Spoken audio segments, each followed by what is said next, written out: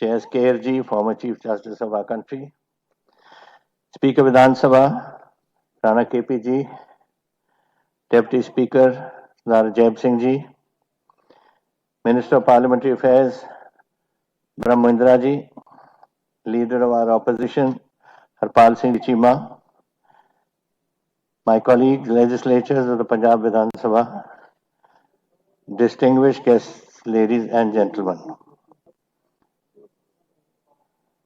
As always, sir, as you mentioned, Governor Saab, it is very difficult to follow a brilliant speaker. And for me, I have to follow two speakers. And one, I think the exposition which I heard today by Justice Keir was absolutely brilliant. And all of us, certainly, I have learned so much from what you said today, and to follow you, sir, is an impossibility. What we are today talking about, the ninth Guru of ours, it is his 400th birth anniversary, Prakash Purab. ਤੇ ਜਦੋਂ ਵੀ ਇਹ ਮੌਕੇ ਆਉਂਦੇ ਨੇ ਅਸੀਂ ਆਪਣੇ ਗੁਰੂਆਂ ਦੀ ਜਾਂ ਕੁਝ ਇਹੋ ਜਿਹੇ ਵਾਕਿਆਤ ਹੁੰਦੇ ਨੇ ਜਿਹੜੇ ਅਸੀਂ ਯਾਦ ਕਰਾਉਂਦੇ ਹਾਂ। ਮੈਨੂੰ ਯਾਦ ਹੈ ਪਿਛਲੀ ਸਰਕਾਰ ਵਿੱਚ 350 ਸਾਲ 10ਵੇਂ ਪਾਤਸ਼ਾਹ ਦਾ ਸੀ, 400 ਸਾਲ ਗੁਰੂ ਗ੍ਰੰਥ ਸਾਹਿਬ ਦਾ ਸੀ, ਹੁਣ ਐਤਕੀ 550 ਸਾਲ ਗੁਰੂ ਨਾਨਕ ਦੇਵ ਜੀ ਦਾ, ਔਰ ਅੱਜ 400 ਸਾਲਾ ਸਾਡੇ ਤੇਗ ਬਹਾਦਰ ਸਾਹਿਬ ਦਾ। What history, what tradition, सब कुछ है। ਇਹਨਾਂ ਦੀ ਅਗਰ ਅਸੀਂ ਆਦੇਸ਼ਾਂ ਤੇ ਚੱਲਦੇ ਰਹੇ ਤੇ it would be a different country and a different world. Today,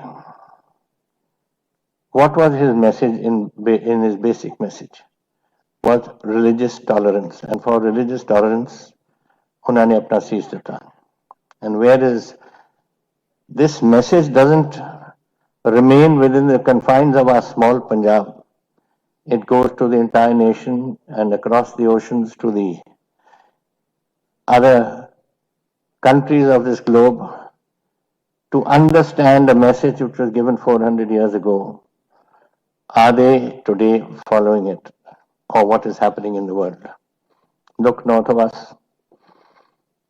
The Chinese are destroying the Uyghur nation because they are Islamic and they want to maintain their independence. Next to them is Afghanistan. You have an emerging power which doesn't accept religious tolerance in any form. Go across to Africa and you see countries there, or the Middle East, you see countries there, where today all this message of love and understanding and tolerance doesn't exist.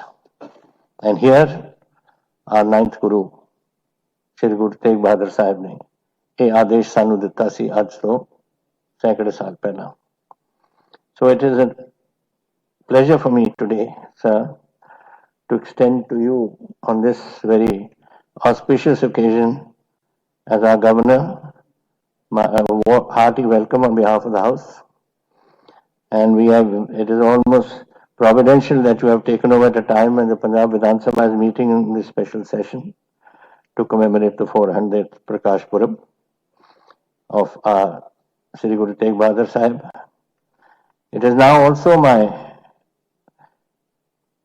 duty to welcome Justice J.S. Keir, which I have already mentioned about, Chief Justice of India, and we are all going to relive and in our own minds the brilliant speech that he gave this morning.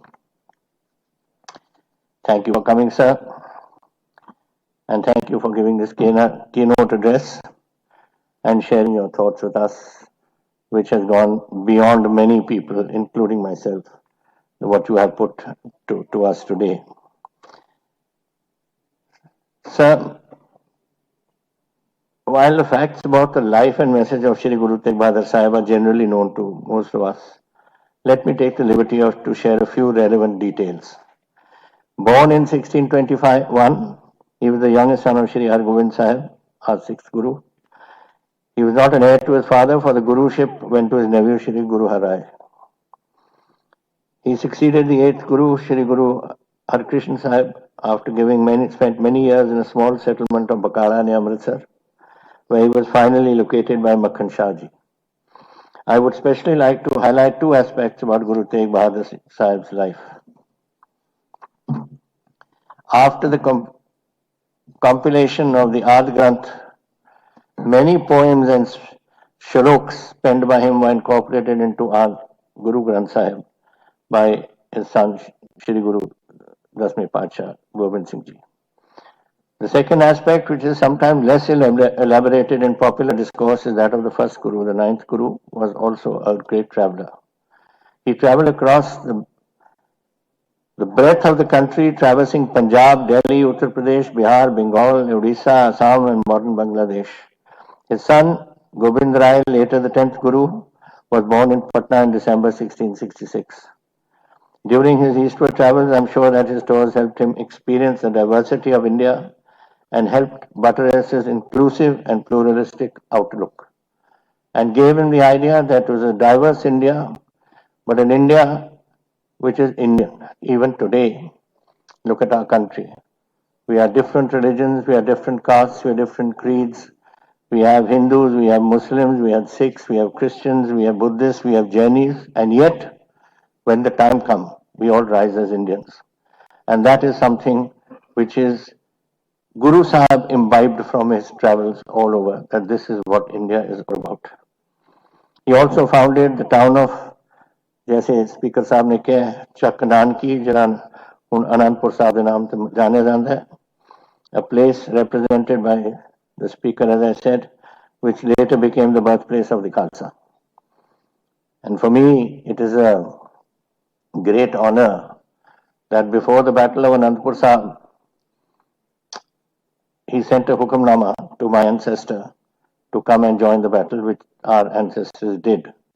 And that hukamnama is a prized possession in our family today. He also, on the outskirts of Patiala, you have a fort. As you enter Patiala, there's a fort on our left. It was called Saifabad, and it was named after the local governor there, whose name was Saifuddin Khan.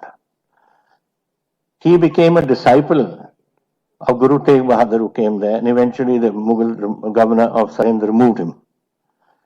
And it was my ancestor. I don't want to repeat these things are not done, but it is his part of history. My ancestor, Maharaja Amar Singh,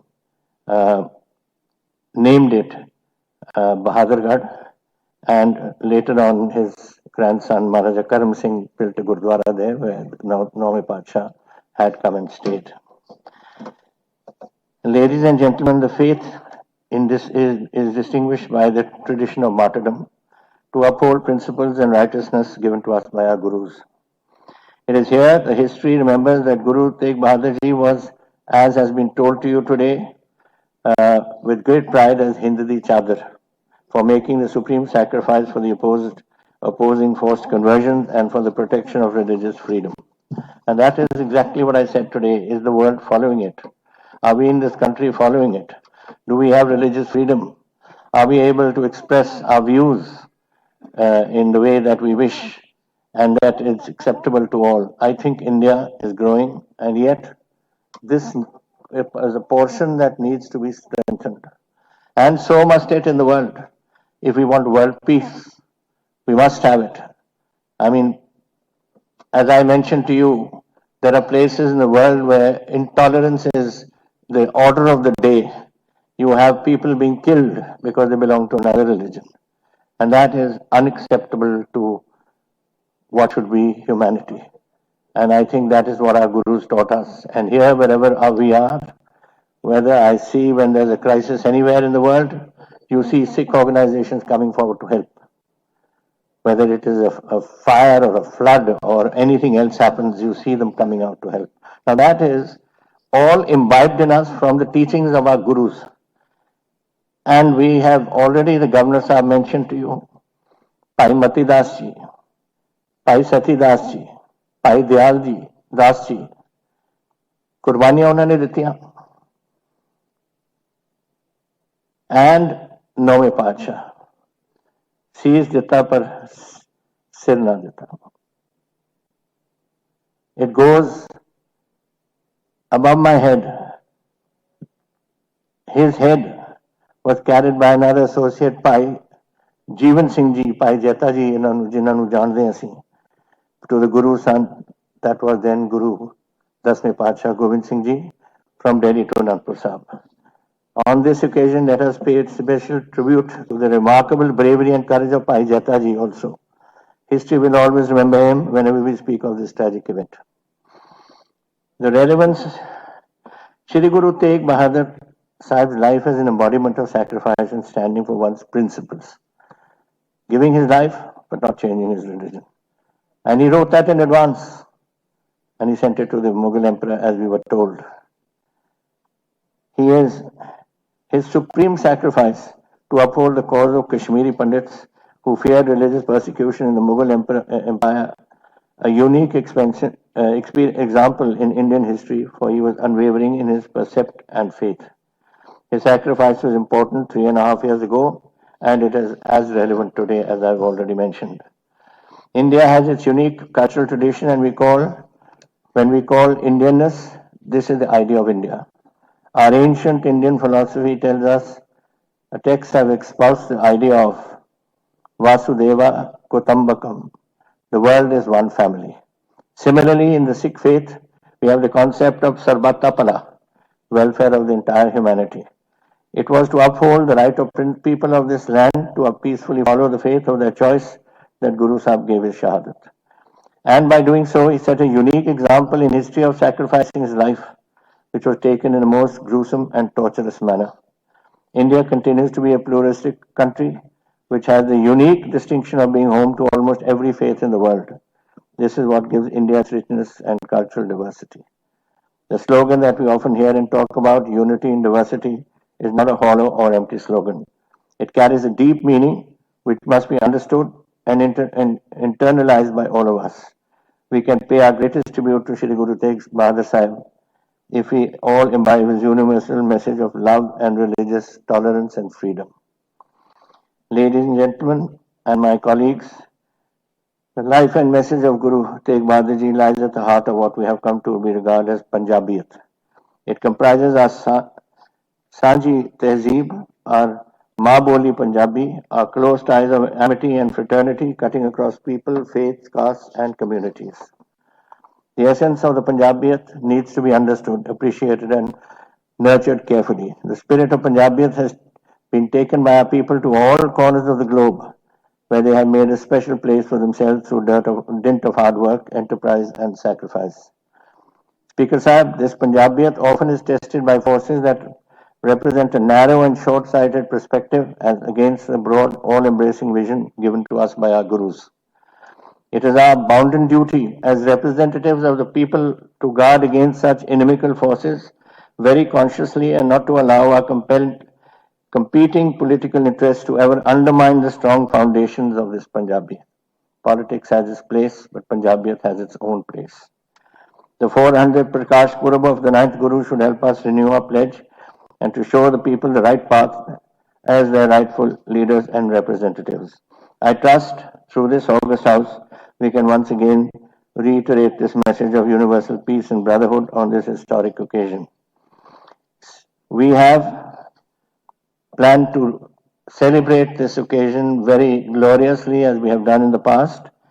Unfortunately, this surge of COVID cases made us restricted. I hope things will cool down on that front and that we will be able to do various things which we are planning. I can tell you we are going to have the functions of at Shri Anandpur Sahib and Baba Bakala, the exhibition on the life and teachings of Shri Guru Tegh Bahadur Sahib, exhibition of handicrafts, Punjabi Literary Festival, Drama Hind Di Chadar, sports events, multimedia light and sound shows, Sufi music festivals.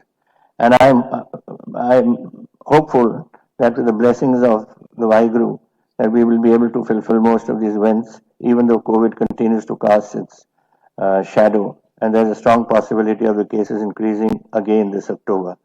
God willing, it never doesn't happen, but the way things are going, one never knows. But nevertheless, we will continue to celebrate this occasion as best as we can within the framework of the rules that will exist at that moment. Infrastructure projects for major towns associated with Guru Sahib are already underway. We have upgraded the historic place of Baba Bakala from a Gram Panchayat into a municipal town. Special plans are afoot to improve the infrastructure of Anandpur Sahib. 103 Charan Show Prapt places have been identified by Guru Sahib actually visited. There are 79 villages and 24 towns.